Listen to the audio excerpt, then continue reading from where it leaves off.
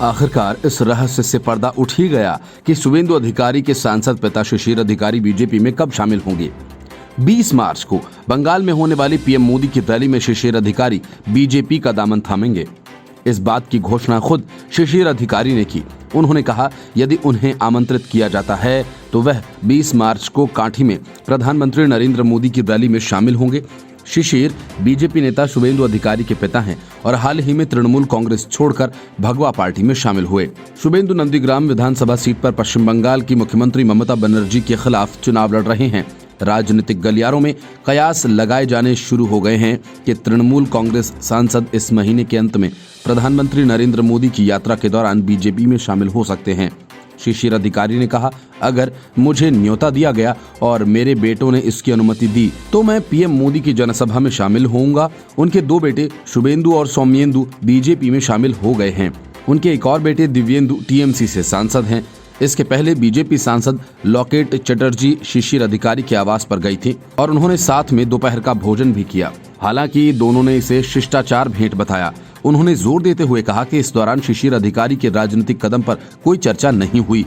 BJP सांसद चटर्जी ने कहा कि यह एक शिष्टाचार भेंट थी। शिशिर दा एक वरिष्ठ नेता हैं और अधिकारी परिवार मेदिनीपुर का पर्याय है। उन्होंने लोकसभा में दिए मेरे बयान की एक बार तारीफ की थी। उन्होंने मुझसे फिर आने का आग्रह किया है। हालांकि उन्होंने स्पष्ट किया है कि यदि वे बीजेपी में शामिल होने का निर्णय करेंगे तो बीजेपी उनका स्वागत करेगी। तृणमूल कांग्रेस के वरिष्ठ नेता सौगत राय ने कहा कि शिशिर दा हाल के समय में काफी हद तक निष्क्रिय रहे हैं। हम उनसे अपनी उम्र का ध्यान रखते हुए दल बदल के खेल में शामिल नहीं होने का अनुरोध करेंगे।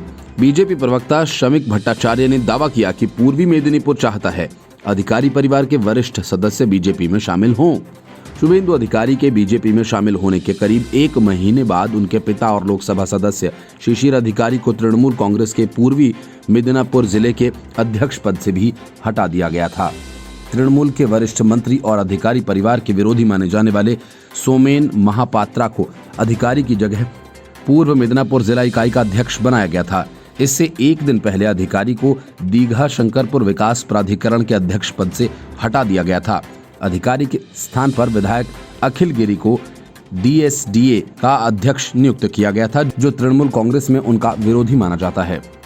Bureau report, news of India. PC Chacko के इस्तीफे से कांग्रेस अभी उभर भी न पाई थी कि अब केरल महिला कांग्रेस की अध्यक्षा लतिका सुभाष ने पार्टी के सभी पदों से इस्तीफा दे दिया। विधानसभा चुनावों के ठीक पहले इन इस्तीफों से कांग्रेस का खेल केरल में खराब हो सकता है। लतिका सुभाष ने एत्तुमनूर सीट से टिकट नहीं मिलने के बाद अपना इस्तीफा दे दिया। इतना ही नहीं, वरिष्ठ नेता सुभाष ने टिकट नहीं मिलने पर विरोध जताने के लिए यहां पार्टी कार्यालय के सामने बैठकर अपने सिर के बाल भी मुंडवा लिए। नई दिल्ली में केरल प्रदेश कांग्रेस कमेटी के प्रमुख मुल्लापल्ली रामचंद्रन द्वारा उम्मीदवारों की सूची की घोषणा करने के तुरंत बाद सुभाष ने यहां पार्टी मुख्यालय इंदिरा भवन में संवाददाताओं से मुलाकात की। उन्होंने कहा कि उम्मीदवारों की सूची में महिला उम्मीदवार कम हैं। कांग्रेस द्वारा जारी 86 उम्मीदवारों की सूची में केवल 9 महिलाएं हैं। केरल में हो सकता है कि ऐसा पहली बार हुआ हो कि किसी राजनीतिक दल के किसी नेता ने चुनाव का टिकट नहीं मिलने पर पार्टी नेतृत्व के खिलाफ इस तरह का कठोर कदम उठाया है। कांग्रेस के नेताओं और कार्यकर्ताओं के बीच एक जानी मानी महिला चेहरा लतिका सुभाष ने 2018 में महिला कांग्रेस की राज्य इकाई के अध्यक्ष का पद संभाला था। सुभाष ने रोते हुए कहा, उन्होंने पार्टी में उन सभी महिलाओं के विरोध के प्रतीक के रूप में अपने सिर के बाल मुंडवाए हैं जो अन्य उम्मीदवारों की सफलता के लिए कड़ी मेहनत करती रही हैं और उन्हें वर्षों तक नेतृत्व द्वारा दरकिनार और नजरअंदाज किया गया। उन्होंने कहा वह ऐसे पद पर नहीं रहना चाहती जो उन्हें एक चुनाव का टिकट भी नहीं दिला सके। उन्होंने कहा कि मैं केपीसीसी के उम्मीदवार के चयन से दुखी हूं। हमने महिलाओं के लिए 20% सीटें मांगी थीं। प्रत्येक जिले से कम एक महिला उम्मीदवार की उम्मीद थी, लेकिन जो महिला नेता पार्टी के लिए काम करती थीं, उन्हें पूरी तरह से नजरअंदाज कर दिया जाता है। इन वर्षों के दौरान कांग्रेस के साथ अपनी यात्रा को याद करते हुए महिला नेता ने कहा कि उनका नाम चुनावों के समय चुना जाता था, लेकिन उन्हें कभी भी उम्मीदवारों की सूची में जगह नहीं मिली। उन्होंने कहा कि इस बार 27 वर्षीय महिला को मौका दिया गया। हम खुश हैं, लेकिन कई वरिष्ठ नेताओं की अनदेखी की गई। उन्होंने कहा कि मैं कांग्रेस के लिए लंबे समय से काम करती रही हूं। कांग्रेस के कई विधायक मुझसे जूनियर हैं। सुभाष ने ये भी कहा कि महिला कांग्रेस की राज्य इकाई के पूर्व प्रमुख और वर्तमान डीसीसी अध्यक्ष बिंदु कृष्णा को अपना नाम उम्मीदवारों की सूची में शामिल करने के लिए शनिवार को रोना पड़ा। उन्होंने यह भी कहा कि वह कांग्रेस नहीं छोड़ेंगी या किसी अन्य के साथ नहीं जुड़ेंगी, लेकिन अब से पार्टी की एक साधारण कार्यकर्ता के रूप में काम करेगी। हालांकि इस पर प्रतिक्रिया देते हुए मुल्लापल्ली रामचंद्रन ने उनके इन आरोपों को खारिज कर दिया। उन्हें दरकिनार किया गया। उन्होंने कहा कि वह हमेशा एक बहुत आज्ञाकारी पार्टी कार्यकर्ता रही हैं और कांग्रेस ने उनकी उपेक्षा नहीं की है। उन्होंने कहा कि हम इस बार उन्हें सीट नहीं दे सके, लेकिन ये जानबूझकर नहीं था। ये एत्तुमनूर सीट चाहती थी, जिसे केरल कांग्रेस को एम जोसेफ गुड को देना पड़ा। हम निश्चित रूप से भविष्य में उन्हें समायोजित करेंगे। राज्य विधानसभा में विपक्ष के नेता रमेश चेन्निथला ने कहा कि पार्टी ने सभी को शामिल करने की पूरी कोशिश की है और कई सक्षम नेता हैं जिन्हें इस चुनाव के लिए टिकट नहीं दिया गया है। उन्होंने कहा कि मैं हर यूडीएफ सदस्यों और कार्यकर्ताओं से अनुरोध करता हूं कि वे मोर्चे की जीत के लिए काम करें। यूडीएफ के संयोजक एमएम हसन ने कहा, पार्टी एत्तुमनूर सीट लतिका सुभाष को देना चाहती थी, लेकिन केसीजे सीट पाने को अड़िग थी। उन्होंने कहा, हालांकि उनके लिए कुछ अन्य सीटों पर विचार किया गया, लेकिन वह हो नहीं पाया। Report news of India. Antilia case में पुलिस अफसर सचिन वाजे की गिरफ्तारी पर महाराष्ट्र में सियासी बवाल जारी है। शिवसेना का कहना है कि राज्य की पुलिस इस मामले की जांच करने में सक्षम थी, लेकिन केंद्र सरकार द्वारा भेजे गए एनआईए ने सचिन वाजे को गिरफ्तार करके केवल महाराष्ट्र पुलिस का अपमान किया, जबकि बीजेपी ने शिवसेना के आरोप पर पलटवार किया और सचिन वाजे तथा उद्धव ठाकरे के बीच के रिश्तों की जांच की मांग भी कर डाली। शिवसेना का कहना है कि राज्य सरकार ने स्थिति की गंभीरता को समझते हुए मामला एटीएस को सौंप दिया था। इसकी जांच जारी थी। एनआईए को जांच के लिए भेजकर केंद्र सरकार ने मामले में हस्तक्षेप किया।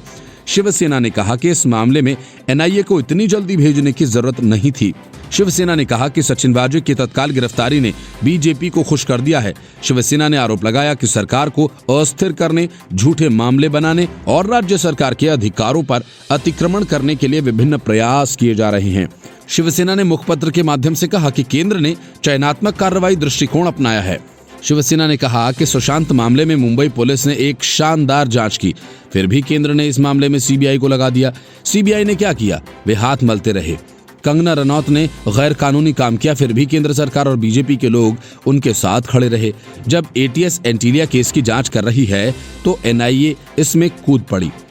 शिवसेना ने कहा कि यह अभी भी एक रहस्य है कि कैसे पुलवामा के अंदर विस्फोटक पहुंचा और विस्फोट में हमारे 40 सैनिक कैसे मारे गए। बिहार नेपाल सीमा पर हथियारों, विस्फोटकों की आवाजाही जारी है। मणिपुर म्यांमार सीमा पर स्थिति इस मोर्चे पर गंभीर बनी हुई है, लेकिन एनआईए वहां नहीं गई। वे केवल जिलेटिन की छड़ें सूंघ सकते थे। मुंबई पुलिस की तारीफ करते हुए शिवसेना का कहना है कि यह मुंबई पुलिस ही थी जिसने मुंबई बम विस्फोट मामले में मुख्य आरोपी को फांसी तक पहुंचाया, और इसी तरह ये मुंबई महाराष्ट्र पुलिस टीम थी जिसने 26/11 आतंकवादी हमले में आतंकवादी कसाब को पकड़ा और फांसी दी। शिवसेना आगे कहती है, अगर सचिन वाजे ने कोई गलती की थी तो मुंबई पुलिस और एंटी टेररिज्म स्क्वाड उसके खिलाफ नियमानुसार कार्रवाई करने में सक्षम था, लेकिन केंद्रीय जांच दल ने ऐसा नहीं होने दिया। एनआईए ने वाजे को गिरफ्तार करके महाराष्ट्र पुलिस टीम का अपमान किया। वहीं इस मामले में बीजेपी नेता राम कदम ने कहा कि सचिन वाजे के वकील के रूप में उसका बचाव करने वाली शिवसेना महाराष्ट्र अघाड़ी सरकार के अन्य 2 दलों की नाराजगी का कारण बन चुकी है। एमवीए में भारी दरार और फूट की वजह वाजे बने हैं। वाजे के शिवसेना से क्या रिश्ते हैं? क्या इसकी जांच करने की हिम्मत अनिल देशमुख जुटा पाएंगे? Report news of India. कम्युनिस्टों और कांग्रेस के दम पर किसान आंदोलन के नेता बन बैठे राकेश टिकैत की सियासत से अब कांग्रेस और वामपंथी पार्टियां दोनों ही बेहद नाराज हो गई हैं।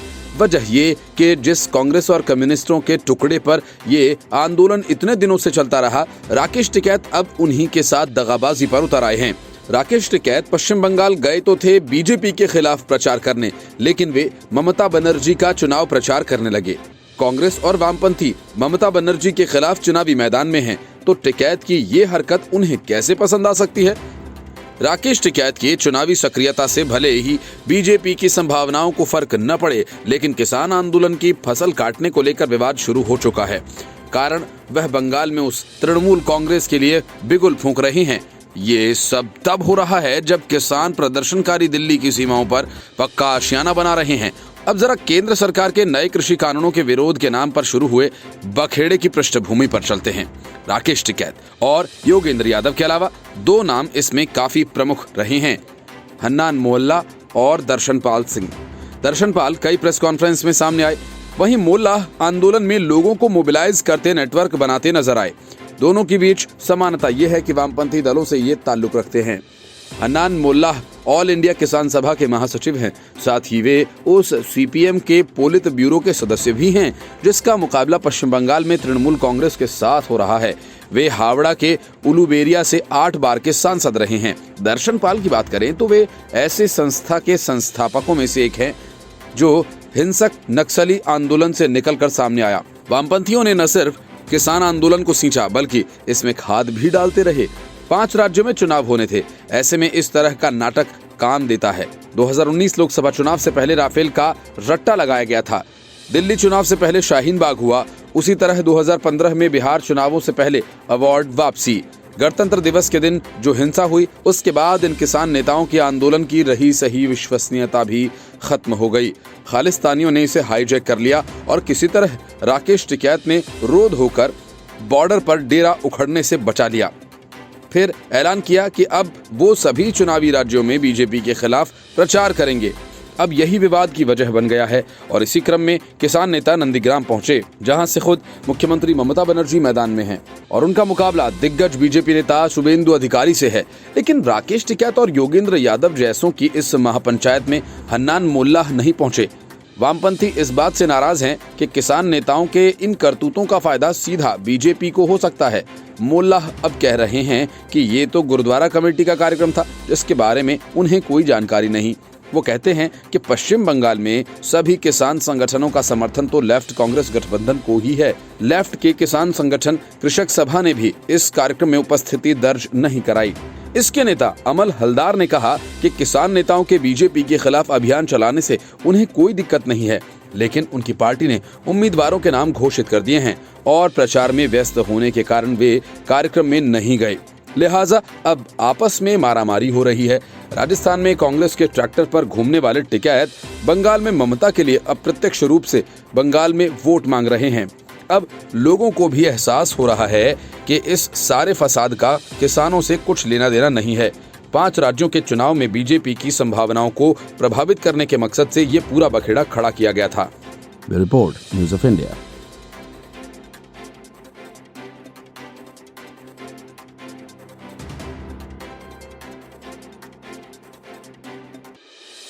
एनआईए के सामने सचिन वाजे जैसे जैसे अपने अपराधों का खुलासा करता जा रहा है, शिवसेना की हालत पतली होती जा रही है। सांसद संजय राउत और उद्धव ठाकरे का खुलकर बचाव करने से अब लगता नहीं कि वाजे एनआईए के शिकंजे से बच पाएगा, क्योंकि वाजे ने एक तरह से कबूल कर लिया है कि पीपीई किट पहनकर विस्फोटक वाली गाड़ी मुकेश अंबानी के घर के करीब छोड़कर वही आया था। अंबानी के घर के सामने जिलेटिन रखी स्कॉर्पियो मिलने के मामले में एनआईए लगातार खुलासे कर रही है।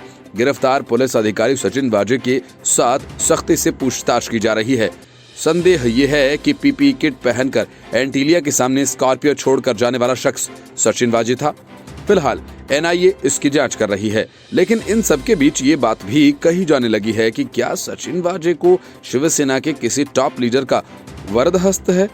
अतीत में कई ऐसी घटनाएं जरूर हुई हैं जो वाजे को शिवसेना के किसी राजनीतिक संरक्षण से मिले होने की तस्दीक करती हैं।